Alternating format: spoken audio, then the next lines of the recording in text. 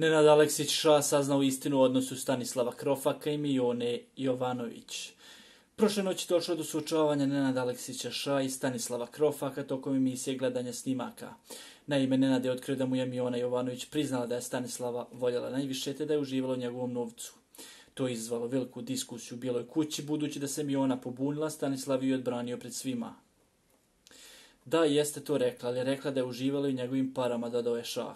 Stanislave, da li si znao da je Miona rekla Ša da te najviše voljela, upitala je voditeljka. Ja sam osjećao da ona mene voli i zato sam se iznenadio kad mi ona sve ono uradila. Ovo sada što ja vidim, to je neka druga Miona, ne ona s kojoj sam ja bio. Njoj je bila bitna karijera, ja sam bio tu da joj izađem u susret, ali ona radila samo po svom, kazao je Stanislav. Moram samo da kažem da sam ja u Zagrebu radila 4 puta nedjeljno, imala sam svoj novac i nisam željela pare od Stanislava, istakla je Miona.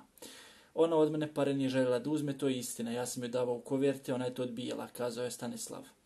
Miona Jovanović se potom pobunila te istakla da ona nije sponzoruša kako je predstavio Nenad Aleksić Ša.